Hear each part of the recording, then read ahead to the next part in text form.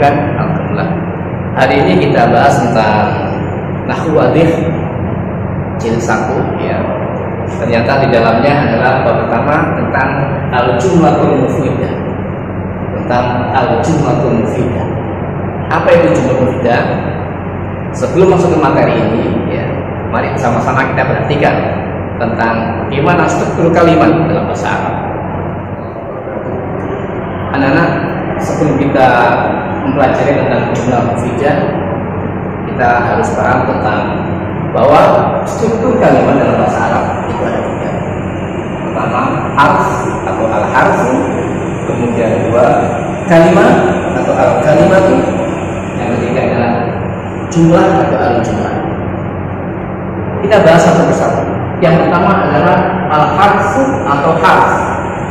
Kita biasa menyebut harf itu adalah huruf hijaiyah.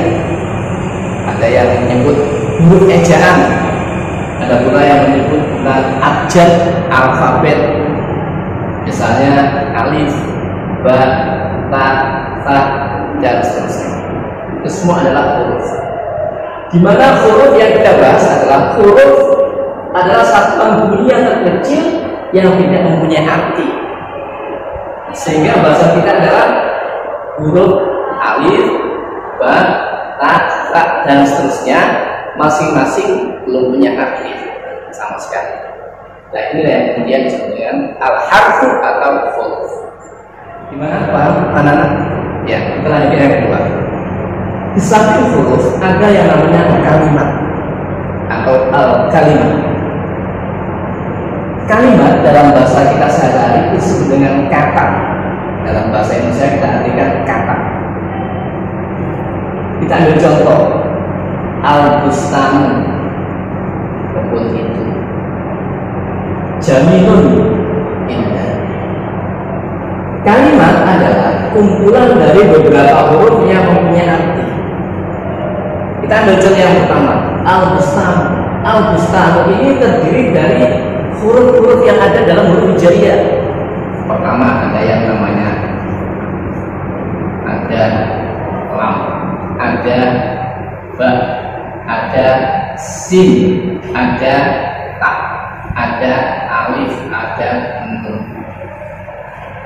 Kumpulan dari beberapa huruf yang kemudian membentuk sebuah arti makna, itulah yang kemudian disebut dengan kalimat.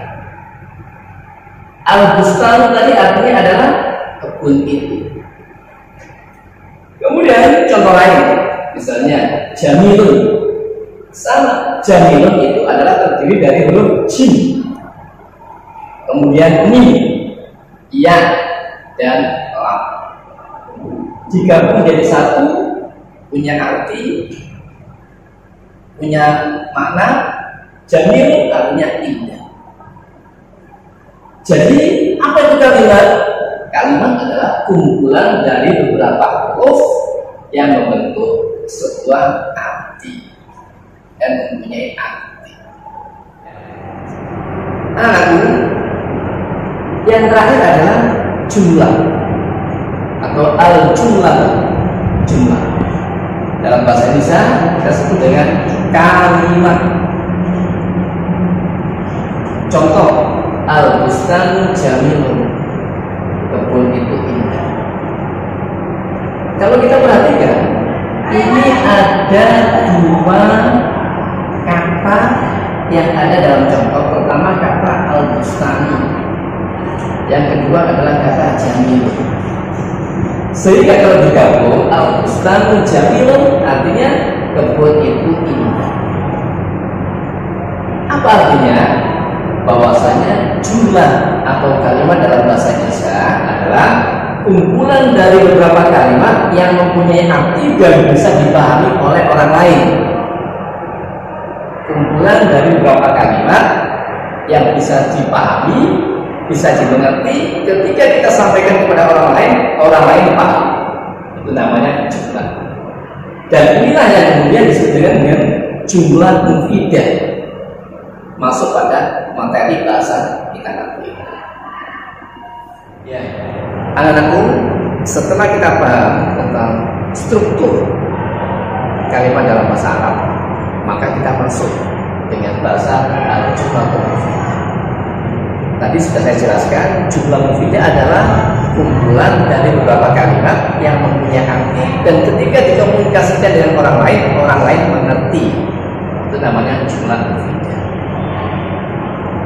Kita ambil sebuah contoh dalam buku itu, Al-Bustanu Jamilun. Ada berapa kata?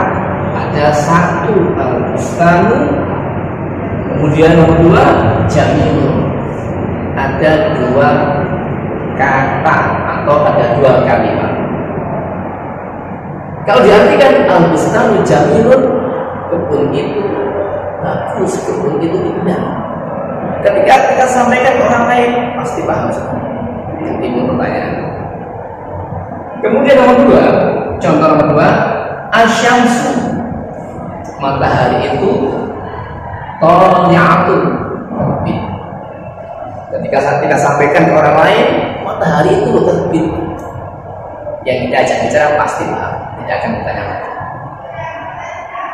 Kemudian contoh yang nomor tiga, Qatofa Muhammadun Zahratan. Qatofa memetik Muhammad Zahratan bunga. Kalau disambung menjadi Muhammad memetik bunga, menjadi sebuah jumlah yang bisa dipahami. Kemudian contoh yang keempat adalah ya'ishu, hidup, as-samaku, ikan, fi, di dalam, al-ma'i, air. Berarti kan ikan itu hidup di dalam air. Inilah contoh-contoh jumlah mufidah yang ketika kita sampaikan kepada orang lain informasi ini, orang lain paham. Nah, sekarang kita perhatikan lagi, bagaimana, apakah harus jumlah mufidah atau jumlah itu terdiri dari dua atau satu? Yang jelas kalau satu bukan jumlah. Kalau hanya satu kalimat tidak termasuk jumlah. Yang pertama nomor satu, perhatikan, ada satu kalimat, ada dua. Yang nomor dua, contoh nomor dua, ada asyamsu, ada qoli'an, satu, dua. Kemudian contoh yang ketiga, Qatofa, satu, Muhammadun, satu, Zahratan, satu. Ada tiga kalimat. Kemudian yang nomor empat, ya'ishu, satu, as-samaku, satu, fi, satu, ma, al-ma, berarti ada dua. Artinya anakku, jumlah mufidah itu bisa tersusun lebih dari dua kalimat. Catatan, harus bisa dipahami oleh orang lain.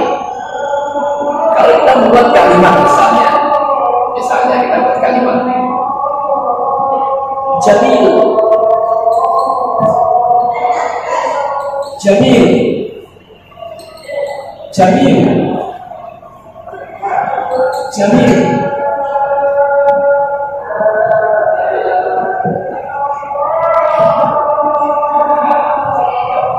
Beberapa kalimat yang tersusun di dalam tidak punya arti. Bagus, bagus, bagus. Orang pasti nanya apa yang bagus.